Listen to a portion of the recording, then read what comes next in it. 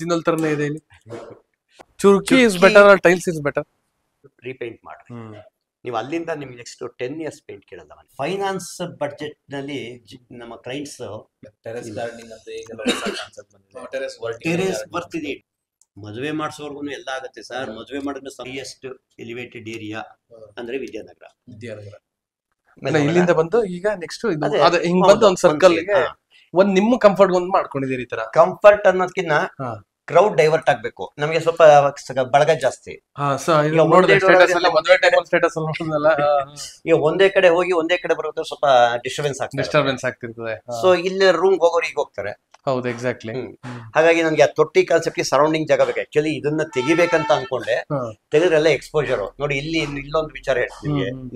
ನೀವು ಯಾವ ತರ ಮಾಡಿದ್ರೆ ಏನೋ ಗೊತ್ತಿಲ್ಲ. ಆಸ್ ಎ ಸಿವಿಲ್ ಇಂಜಿನಿಯರ್ ಆಗಿ ನಮ್ಗುದೂ ಫಾರಿನ್ ಕಂಟ್ರೀಸ್ಗೂ ವ್ಯತ್ಯಾಸ ಇದೆ. ಈಗ ನಮ್ಮಲ್ಲಿ ಏನು ಅಂತಂದ್ರೆ ಪ್ರೈವೇಸಿ ಕೇಳ್ತೀವಿ. ಎಂಟ್ರಿ ಆದಾಗ ಒಂದು ವೆರಂಡಾ ಆದ್ಮೇಲೆ ಲಿವಿಂಗ್ ಹಾಲಿಗೆ ಬಂದಾಗ ಯಾರು ಕಾಣಬಾರ್ದು. ನೆಕ್ಸ್ಟ್ ಡೈನಿಂಗ್ ಹಾಲ್ ಹೋದ್ರೆ ಇನ್ನೊಂದು ಕಾಣಬಾರ್ದು. ಯಾಕೆ ಅಂತಂದ್ರೆ ಇಲ್ಲಿ ಬರೋರು ಹೇಳಿ ಕೇಳಿ ಬರೋಲ್ಲ. ರಂಜಿತ್ ಮನೇಲಿ ಇದ್ದೀರಾ ಅಂತ ಯಾರು ಕೇಳಿದ ಮನೆಗೆ ಬಂದಿದ್ದಾರ, ಸೀದಾ ರಂಜಿತ್ ಎಲ್ಲಿ ಅಂತ ಸೀದಾ ಬರ್ತಾರೆ. ಬೆಡ್ರೂಮ್ ಇದ್ರೆ ಸೀದಾ ಅಲ್ಲಿಗೂ ಬರ್ತಾರೆ. ಇದು ನಮ್ಮ ಕಾನ್ಸೆಪ್ಟ್. ಯಾಕೆಂದ್ರೆ ನಾವು ಬೆಳೆದು ಬಂದಿರೋ ಎಲ್ಲರೂ ಅದರ ಅಂತ ಹೇಳ್ತಾ ಇಲ್ಲ, ನನ್ನ ಅನಿಸಿಕೆ. ಸೊ ಅಂದ್ರೆ ಇಲ್ಲಿ ನಮ್ಗೆ ಎನ್ಕ್ಲೋಜರ್ ಬೇಕಿದೆ, ಇಟ್ಸ್ ನಾಟ್ ಎಕ್ಸ್ಪೋಜರ್. ಬಟ್ ಅಲ್ಲಿ ಏನಾಗುತ್ತೆ ಅಂದ್ರೆ ಎಂಟ್ರಿ ಆದ ತಕ್ಷಣ ಇಡೀ ಮನೆ ಕಾಣೋ ಮನೆ ಮಾಡ್ಕೊಂಡಿರ್ತಾರೆ. ರಂಜಿತ್ ಮನೆಗೆ ನಾನು ಬರ್ಬೇಕಂತ ಅಂದ್ರೆ ರಂಜಿತ್ ಇದೀರಾ ಅಂತ ಅಪಾಯಿಂಟ್ಮೆಂಟ್ ತಗೊಂಡ್ ಬರ್ತೀನಿ. ಹಾಗಾಗಿ ಅಲ್ಲಿ ಎಕ್ಸ್ಪೋಜರ್ ಅವ್ರಿಗೇನು, ಏಕೆಂದ್ರೆ ಎಲ್ಲ ಅವ್ರವ್ರದೇ ಕಾನ್ಸೆಪ್ಟ್ಗಳು ಬೇರೆ. ಇಲ್ಲಿ ನಮ್ಗೆ ಎಲ್ಲ ಮರೆಬೇಕು, ಮುಚ್ಚು ಮರೆಬೇಕು. ಈಗ ನಾವು ನಮ್ಮ ಟೀಮಲ್ಲಿ ಕೂತ್ಕೊಂಡ್ರೆ ಹೊರಗೆ ಲೇಡೀಸ್ ಎಲ್ಲ ಅಲ್ಲಿ ಅವ್ರಿಗೊಂದು ಪ್ರೈವೇಸಿ ಬೇಕು. ಸೆಗ್ರಿಗೇಟ್ ಆಗುತ್ತೆ. ಅವ್ರ ಮಾತು ಅವ್ರು ಆಡ್ಬೋದು, ನಮ್ಮ ಮಾತು ನಾವು ಆಡ್ಬೋದು. ಹಾಗಾಗಿ ನಮ್ದು ಮುಚ್ಚು ಮರೆಬೇಕಂದ್ರೆ ಲೆಕ್ಕಾಚಾರ. ಹಾಗಾಗಿ ಅಬ್ಸರ್ವ್ ಮಾಡಿ ನೋಡಿ ಕೆಲವೊಂದು. ಹೌದು, ನೀವು ಹೇಳ್ತೀವಿ. ಈಗ ತುಂಬಾ ಜನ ನನಗೆ ಸರಿ ತೆಗಿಬೇಕಾಗಿತ್ತು ನೀವು ಇಡೀ. ಇವಾಗ ನಾನು ಗೈಡೆನ್ಸ್ ಬಂದಿದೆ. ತುಂಬಾ ಜನ ಸಲಹೆ ಕೊಟ್ರು. ನಾನು ಊರಿಗೆಲ್ಲ ಪ್ಲಾನ್ ಮಾಡ್ತಾ ಇದ್ದೆ. ನನಗೆ ಪ್ಲಾನ್ ಮಾಡ್ಲಿಕ್ಕೆ ಬಂದ್ರು. ಅವಾಗ ಏನಾಗ್ತಾ ಇತ್ತು ಅಂದ್ರೆ, ಇದು ತೆಗೆದಿದ್ರೆ ಏನಾಗ್ತಾ ಇತ್ತು ಅಂದ್ರೆ, ಜಸ್ಟ್ ಇಮ್ಯಾಜಿನ್ ಮಾಡ್ಕೊಳ್ಳಿ, ಇಲ್ಲಿ ಕೂತ್ಕೋತಿರಲ್ಲ, ಇಡೀ ಮನೆ ಕಾಣುತ್ತಲ್ವಾ, ಪೂರ್ತಿ ಕಾಣಿಸೋದು, ವಿಷನ್ ಪೂರ್ತಿ. ಈಗ ಯಾರೋ ಬಾತ್ರೂಮ್ ಇಂದ ಬೆಡ್ರೂಮ್ ಹೋಗ್ಬೇಕು, ಅವಾಗ ಅವ್ರಿಗೆ ಮುಜುಗರ. ಆಮೇಲೆ ಬೆಡ್ರೂಮ್ ನ ಪೂಜಾ ರೂಮ್ ನ ಎಲ್ಲರೂ ಈಶಾನ್ಯದಲ್ಲೇ ಮಾಡ್ಬೇಕು, ಹಾಲಿಗೆ ಕಾಣ್ಬೇಕಂತ ಮಾಡಿ ಅಂತ ಹೇಳ್ತಾರೆ. ಸರ್ ಅದು ಸೂಟಬಲ್ ಅಲ್ಲ. ಹೇಗೆ ಅಂತಂದ್ರೆ, ಈಗ ಹಾಲಲ್ಲಿ ಮಾಡಿದಾಗ ನಾನು ಸ್ನಾನ ಮಾಡಿ ನಾವೆಲ್ಲ ಕೊಡ್ತಿರ್ತೀವಿ. ಈಗ ನಮ್ಮ ಮನೆಗೆ ಪೂಜೆ ಮಾಡ್ಲಿಕ್ಕೆ ಬರ್ಬೇಕು, ಎಲ್ಲರ ಮುಂದೆ ಬರ್ಲಿಕ್ಕೆ ಅವ್ರ ಮುಜುಗರ ಆಗಲ್ಲ. ಪೂಜಾ ರೂಮ್ ಅಲ್ಲಿ ಅವ್ರು ಪೂಜೆ ಮಾಡಕ್ ಕೂತ್ಕೊಂಡಾಗ ಅವ್ರು ಡೈವರ್ಷನ್ ಆಗೋದಕ್ಕಿಂತ ಸಪರೇಟ್ ಇದ್ಬಿಟ್ರೆ ಅವ್ರ ಪಾಡ್ಕವರು ಪೂಜೆ ಮಾಡ್ಕೊತಾರೆ. ಹಾಗಾಗಿ puja should be remote, independent with remote. ಹಾಗಾಗಿ ಆಮೇಲೆ ನಿಮ್ಗೆ ಅದು ಇನ್ನೊಂದಿದೆ, ಪೂರ್ವಕ್ಕೆ ಬರ್ಬೇಕು, ಪಶ್ಚಿಮಕ್ಕೆ ಬರ್ಬೇಕು. ಆ ಪ್ರತೀತಿ ಏನಿಲ್ಲ ಸರ್, ದೇವರು ಸರ್ವಾಂತರ್ಯಾಮಿ. ನೀವು ನಾನ್ ಮಾಡಿದ್ರೊಳಗೆ ನೀವು ಇರ್ಬೇಕು ಅಂದ್ರೆ ನೀವು ದೇವ್ರಿಗಿನ್ನೂ ದೊಡ್ಡವರಾಗ್ಬಿಡ್ತೀರಾ. ಕರೆಕ್ಟ್ ಅಲ್ವಾ? ನೀವು ಪೂಜೆ ಮಾಡ್ರಿ, ಬಾಕಿದನ್ನ ಅವ್ರಿಗೆ ಬಿಡಿ. ಅಷ್ಟೇ ತಾನೇ ಇರೋದು ಭಗವದ್ಗೀತೆಯಲ್ಲಿ. ನಿನ್ ಕರ್ತವ್ಯ, ನಿನ್ ಕರ್ಮ ನೀನ್ ಮಾಡು, ನನಗೆ ಬಿಡು, ನಾನ್ ಮಾಡ್ತಾ ಇದ್ದೀನಿ. ಇನ್ನ ಒಂದು ನಿಮ್ಗೆ ನಾನೇ ಹೇಳ್ಬಿಡ್ತೀನಿ. ಈ ಬೆಡ್ರೂಮ್ ಅಲ್ಲಿ ನೀವು ಅವಾಗಲೇ ಒಂದು ವರ್ಡ್ ಕೇಳಿದ್ರಿ, ಇದು ಪೂಜಾ ಇದೆ. ಇದಕ್ಕೆ ಒಂದು ಅಟ್ಯಾಚ್, ಹಿಂಭಾಗದಲ್ಲಿ ಅಟ್ಯಾಚ್ ಹಾಕಿದೀವಿ. ಪೂಜಾ ರೂಮ್ಗೆ ಅಟ್ಯಾಚ್ ಬಾತ್ರೂಮ್ ಇದೆ. ಅಟ್ಯಾಚ್ ಬಾತ್ರೂಮ್ ಹಾಕಿದ್ದೀನಿ ನಾನು. ಈಗ ನೀವು ವಾಸ್ತವ ಏನ್ ಹೇಳ್ತೀರಿ ಸರ್? ನನ್ಗೇನಿಲ್ಲ, ನನ್ನ ಮೈಂಡ್ ಸೆಟ್ಟಿಂಗ್. ನಿಮ್ಗೆ ಅದು ಬೇಡ ಅಂದಾಗ ಅವ್ರು ಅದನ್ನು ಮಾಡಿದ್ದಾರೆ. ನಾನೇ ಪ್ಲಾನ್ ಕೊಟ್ಟು ಈ ತರ ಮಾಡಿದ್ದಾಗ ಅವ್ರು ಈಗ ಯಾರು ಏನ್ ಹೇಳಿದ್ರು, ಏನ್ ಮಾಡೋದು ಸರ್ ಅಂತ ಕೇಳಿದಾಗ ಒಂದ್ ಕೆಲಸ ಮಾಡಿ ಅಂತ ಹೇಳಿ ಈ ರೂಮ್ಗೆ ಅದನ್ನ ಸ್ಟೋರ್ ಮಾಡ್ತಿದ್ದೀನಿ. ಆ ಬಾತ್ರೂಮ್ನೇ ತೆಗೆದಿದ್ದೀನಿ ಅವ್ರಿಗೆ ಅವ್ರ ಮೈಂಡ್ ಸೆಟ್ಟಿಂಗ್. ತುಂಬಾ ಜನ ಚೇಂಜ್ ಮಾಡಿಸಿದಾರ. ಏನೆಲ್ಲಾ ಮಾಡಿಸಿದ್ರು ಎಷ್ಟು ವರ್ಷ ಇರ್ತೀವಿ ಅನ್ನೋದಕ್ಕಿಂತ ಎಷ್ಟು ವರ್ಷ ನೀವು ನೆಮ್ಮದಿಯಾಗಿರ್ತೀವಿ ಅನ್ನೋದು ಮುಖ್ಯ ಸರ್. ಈಗ ನಿಜ ಸರ್, ನಿಜ. ನೀವು ಹೇಗೆ ಮೈಂಡ್ ಸೆಟ್ ತಗೋತೀರೋ ಹಾಗೆ ನಿಮ್ಮ ಪ್ಲಾನ್ಗಳು ಕ್ರಿಯೇಟ್ ಆಗ್ತವೆ. ಮನಸ್ಸಿನಂತೆ ಮಾದೇವ ಅಂತ ಹೇಳೋರು. ಹಾಗಾಗಿ ನಮ್ಮಲ್ಲಿ ಸ್ವಲ್ಪ ಆಂಟಿಕ್ ಪೀಸ್ಗಳು ಜಾಸ್ತಿ ಇದಾವೆ. ಬನ್ನಿ. ನಾನು ಈ ಕನ್ಸ್ಟ್ರಕ್ಷನ್, ಆನ್ಗೋಯಿಂಗ್ ಕನ್ಸ್ಟ್ರಕ್ಷನ್ ಅಲ್ಲಿ ಇಲ್ಲಿ ಒಂದು ದೊಡ್ಡ ವಿಂಡೋ ಇಡಬೇಕಾಗಿತ್ತು ಅಂತ ಕೆಲವರು. ಇಲ್ಲಿ ಸಾಮಾನ್ಯವಾಗಿ ಸ್ಟೇರ್ ಕೇಸ್ಗೆ ಒಂದು ವಿಂಡೋ ಇಡ್ತಾರೆ. ವಿಂಡೋ ಇಡೋದು ಸಹಜ. ಆ ಸೈಟ್ಗೆ ಇದು ಎಕ್ಸ್ಪೋಸ್ ಆಗುತ್ತೆ ನನ್ನ ಮನೆ. ಆ ಸೈಟ್ ಅಲ್ಲಿ ಅವ್ರು ಹಾಲ್ ಮಾಡಿದಾಗ ಒಂದು ನಂದು ಅವತ್ತ ಫೈನಾನ್ಸ್ ಕಂಡೀಷನ್ ಫ್ರಾಂಕ್ ಆಗಿ ಹೇಳ್ತಾ ಇದ್ದೀನಿ.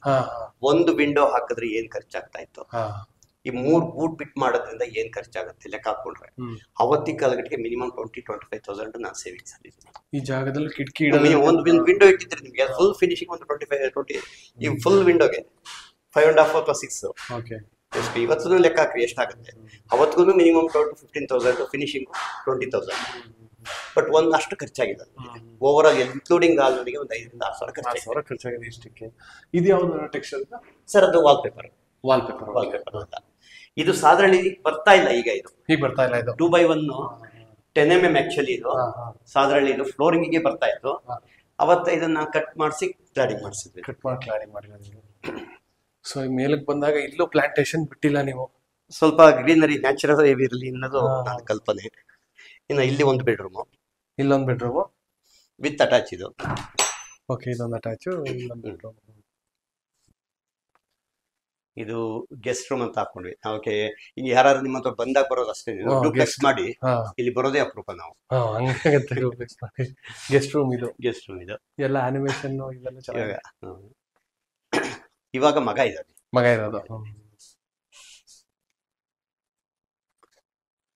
ಅಟ್ಯಾಚ್ ಬಾತ್ರೂಮ್ ಇದಕ್ಕೆ.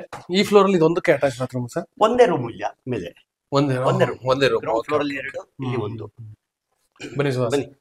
ಗನ್ ಎಲ್ಲ ಇಟ್ಬಿಟ್ಟಿದ್ದೀರಲ್ಲ, ಅದು ವೆಯ್ಟ್ ಇದೆ ಅದಕ್ಕೆ ನೋಡಿ. ಹಿಂಗೆ ಒರಿಜಿನಲ್ ತರನೇ ಇದೆ ಇಲ್ಲಿ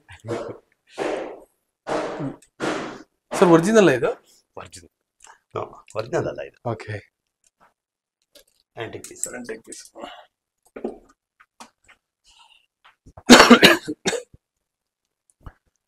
ಇಲ್ಲೊಂದು ಹಾಲು. ಇದೊಂದು ಫ್ಯಾಮಿಲಿ.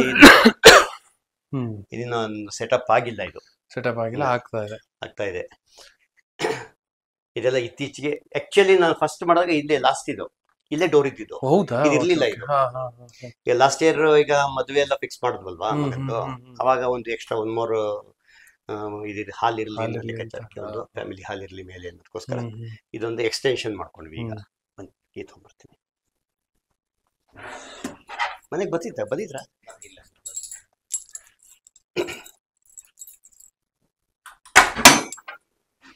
ಇದು ಸಿಟ್ ಔಟಿಗೆ ಬಂದ್ಬಿಡ್ತೀವಿ. ಟೆರೆಸ್ ಬಂದ್ಬಿಡ್ತೀವಿ ನಾವು. ಇವಾಗ ನೀವು ಕ್ಯಾಲ್ಕುಲೇಟ್ ಮಾಡಿ ನೋಡಿ, ಆಸ್ ಎ ಸಿವಿಲ್ ಇಂಜಿನಿಯರ್ ರಾಜ್ಯತ್ ನೀವು ಈ ವಿಂಡೋಗೆ ಎಷ್ಟು ಕಾಸ್ಟ್ ಆಗುತ್ತೆ ಅನ್ನೋದನ್ನ ಲೆಕ್ಕ ಹಾಕೊಂಡು ನೋಡಿ. ಇದು ಸ್ಲೈಡಿಂಗ್ ವಿಂಡೋ ಇದು? ಸ್ಲೈಡಿಂಗ್ ಇದು. Okay, sliding. ಇದೆಲ್ಲ ಇವಾಗ ಹಿಂಜಸ್ ಫ್ರೇಮ್ ಜಾಸ್ತಿ ಆಗುತ್ತೆ ಅನ್ನೋಂಗೆ. ಹಿಂಜಸ್ ಕಾಸ್ಟ್ ಎಫೆಕ್ಟಿವ್ ಇದಕ್ಕೆ ಜಾಸ್ತಿ ಆಗುತ್ತೆ. ಅಲ್ಲಿ ಸ್ಟೇರ್ ಕೇಸ್ ಹತ್ರ ನಾನು ಹೇಳಿದ್ನಲ್ಲ, ಸ್ಟೇರ್ ಕೇಸ್ ಅದಕ್ಕೂ ಇದಕ್ಕೂ ಕಂಪೇರ್ ಮಾಡಿದ್ರೆ ಇವಾಗ ನಮ್ಗೆ ಅಲ್ಲಿ ಓವರ್ ಆಲ್ ಒಂದು ಬೆಳಕು ಬಂದ್ರೆ ಸಾಕು ನಂಗೆ, ಏರ್ ವೆಂಟ್ ಅಥವಾ ಒಂದು ಬೆಳಕಿಗೆ. ಸರ್ ಇದು ಏನ್ ಹಾಕ್ಸಿರೋದು ಸರ್? ಇದು ಚುರ್ಕಿ ಟೈಲ್ಸ್. ಇದು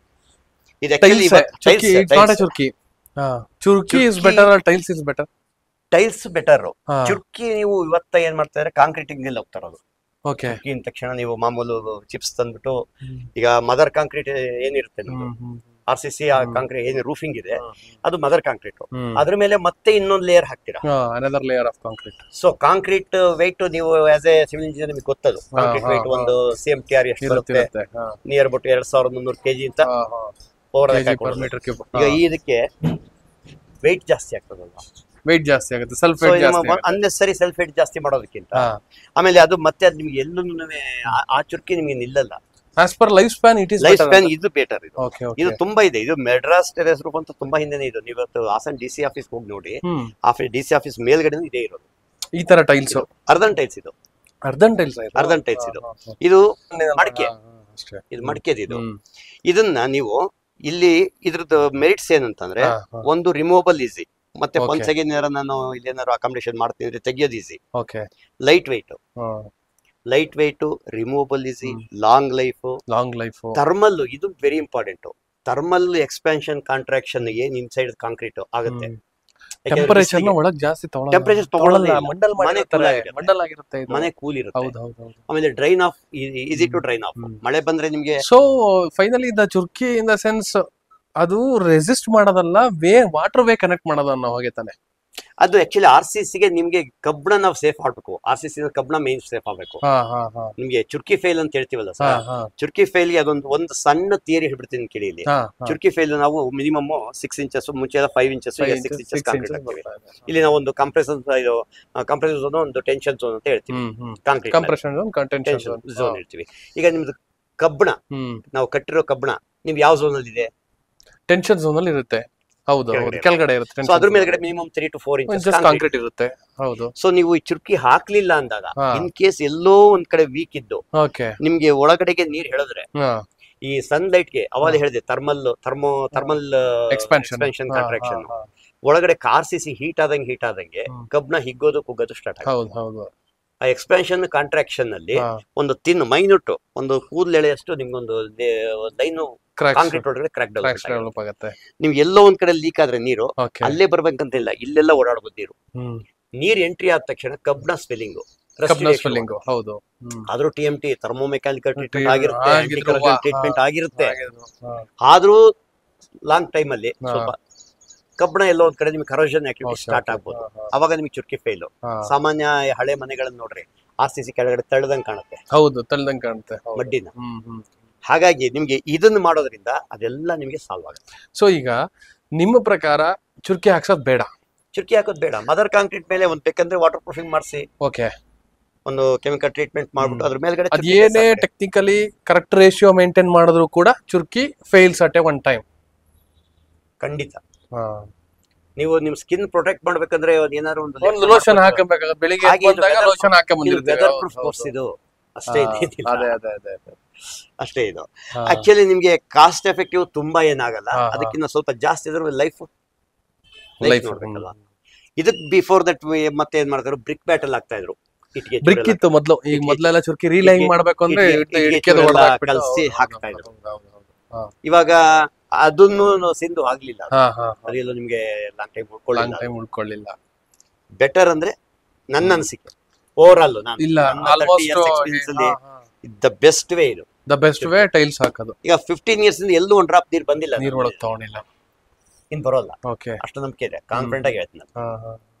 ಅಂದ್ರೆ ಇಲ್ಲಿ ವರ್ಕರ್ ಬಹಳ ಮುಖ್ಯ ಆಗ್ತದೆ, ವರ್ಕ್ ಮಾಡೋನು ಬಹಳ ಮುಖ್ಯ ಆಗ್ತದೆ ನೀಟಾಗಿ.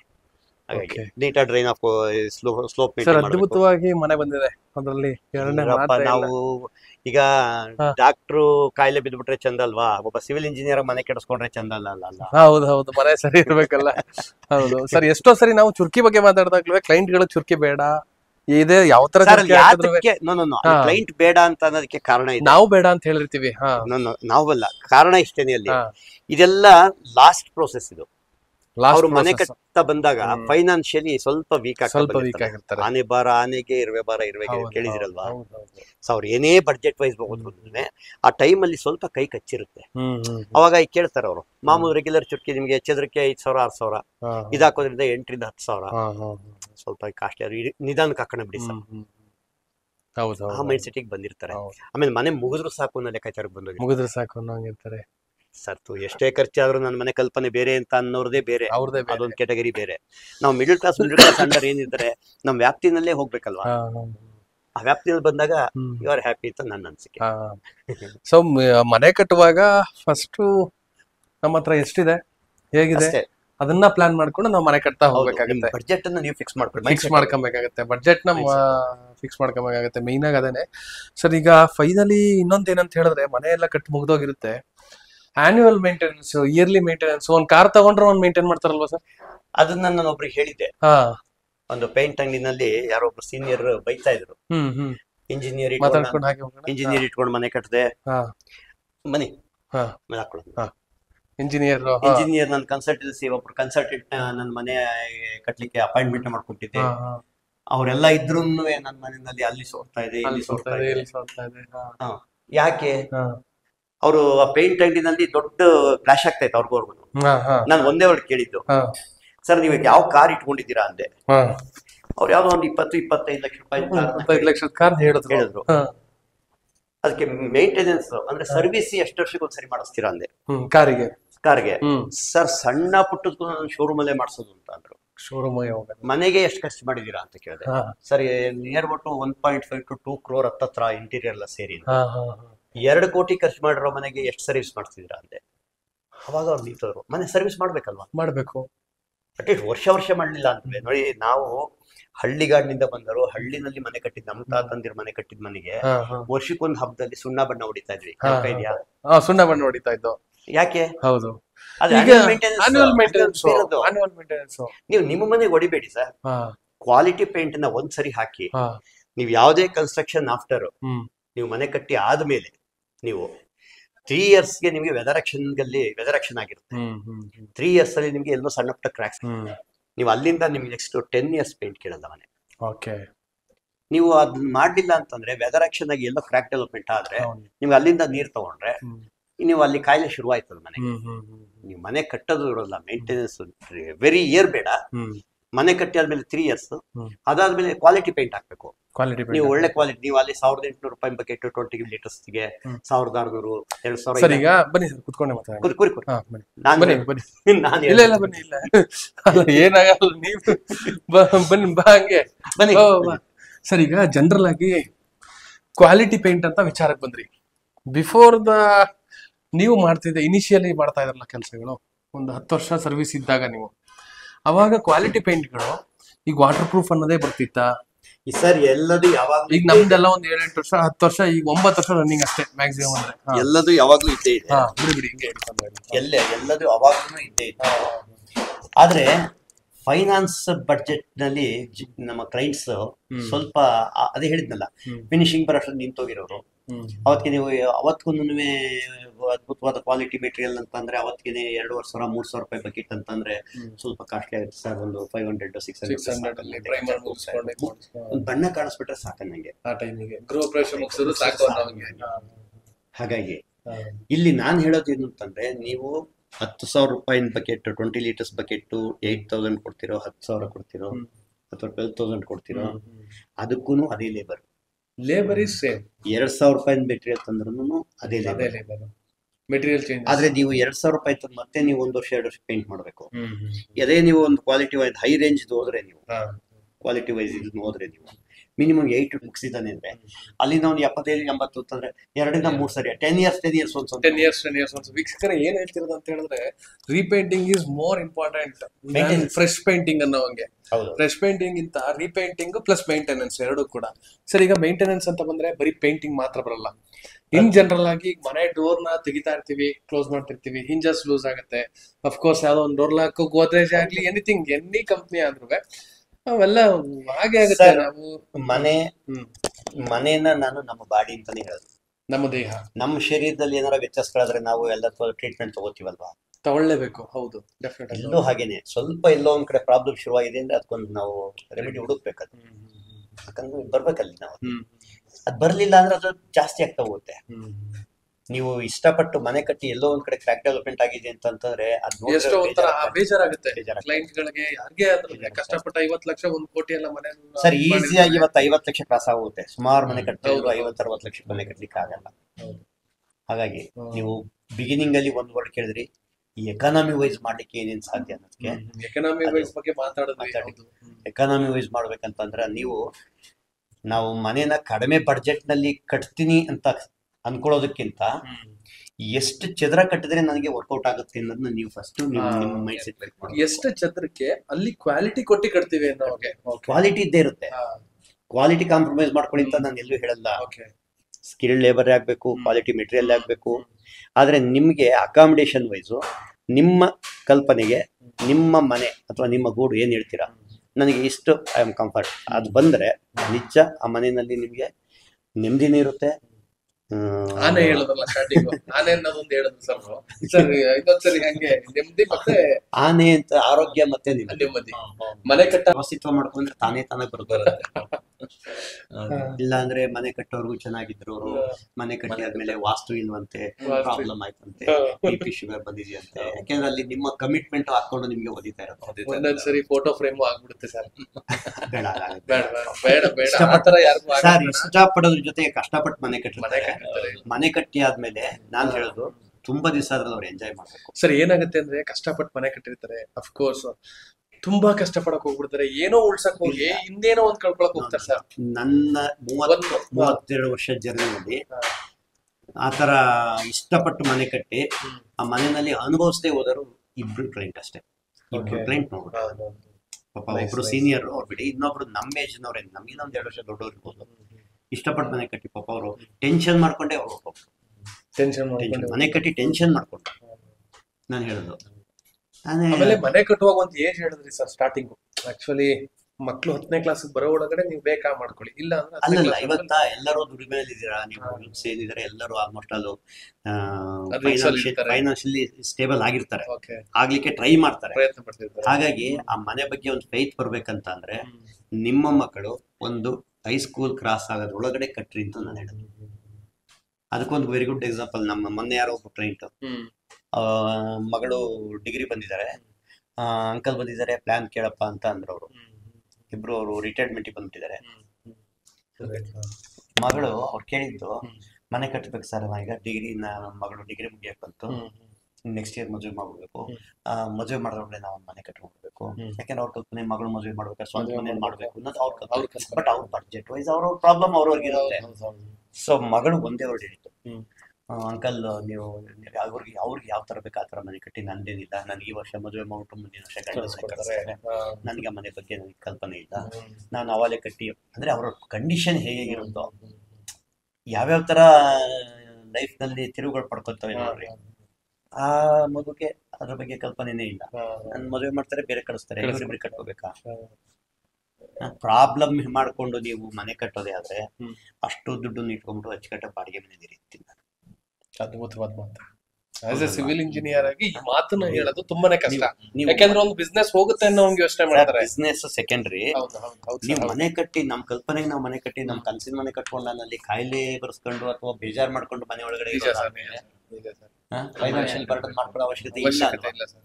ಯಾರಾದ್ರೂ ಕಟ್ಟಿರ್ತಾರೆ. ಆಮೇಲೆ ತುಂಬಾ ನಾವು ಇವೆಲ್ಲದನ್ನು ಮಾತಾಡಕ್ ಹೋದಾಗ ಕ್ಲೈಂಟ್ಸ್ ನಮ್ಮ ಹತ್ರ ಬರಲ್ಲ. ನೀವು ಯಾಕೆಂತಾರೆ ನೀವು ಇಬ್ರು ಸಿವಿಲ್ ಇಂಜಿನಿಯರ್ಸ್, ನನ್ನ ಅನುಭವ ಜಾಸ್ತಿ ನಾವು ಡೀಟೇಲ್ಸ್ ಹೇಳ್ತಾ ಹೋದ್ರೆ ನಿಮ್ಮ ಹತ್ರ ಕ್ಲೈಂಟ್ ಬರಲ್ಲ. ಇದು ನನ್ಗೆ ಅನುಭವ ಆಗೋಗಿದೆ. ಯಾಕೆ ಅಂತಂದ್ರೆ ಅವ್ರು ಏನೇನೋ ಹೇಳಿದ್ರಪ್ಪ, ನಮ್ಮ ಮನಸ್ಸಿಗೆ ಬರಲ್ಲ, ಅವ್ರದೇ ಆದ ಹೇಳ್ತಾರೆ, ಇವೆಲ್ಲ ಇದಾವೆ. ಅದರಿಂದ ಅವ್ರು ಕೇಳಿದಾಗ ನಾವ್ ಹೇಳ್ಬೇಕು, ಇಲ್ಲಿ ನೀವು ಏನೋ ಕೇಳ್ತಾ ಇದ್ರೆ ಹೇಳ್ತಾ ಇದ್ನಿ, ಇಲ್ಲ ಅಂದ್ರೆ ನಾವು ಅವ್ರಿಗೆ ಒಂದ್ ಸ್ವಲ್ಪ ಹೈಲೈಟ್ ಮಾಡ್ಬೇಕು, ನೀವು ಇಲ್ಲ ಕಟ್ರಿ, ನೀವು ಆಗ್ತದೆ ಮಾಡ್ರಿ, ನಿಮ್ ಬಿಸ್ನೆಸ್ ನೀವೇ ಹಾಳು ಮಾಡ್ಬೇಕು, ಈ ಮೈಂಡ್ ಸೆಟ್ಗೂ ಇದೆ. ನಮ್ ಬಿಸ್ನೆಸ್ ನಾವು ಹಾಳು ಮಾಡ್ಕೊಳ್ಳೋದು ತರವಲ್ಲ ಅನ್ನೋ ಲೆಕ್ಕಾಚಾರದಲ್ಲೂ ಇದ್ದಾರೆ. ಅದು ಆಗೋಗಿದೆ. You are not advisor. ಅವ್ರ ಕ್ಲೈಂಟ್ ಬಂದ್ರೆ ಅವ್ರಿಗೆ ನೀವು ಹೇಳಿದ ಅವ್ರು ಕೇಳಿದ ರಿಕ್ವೈರ್ಮೆಂಟ್ ಕೊಡ್ಲಿಕ್ಕೆ ಅಷ್ಟೇ ನೀವು ಇರೋದು.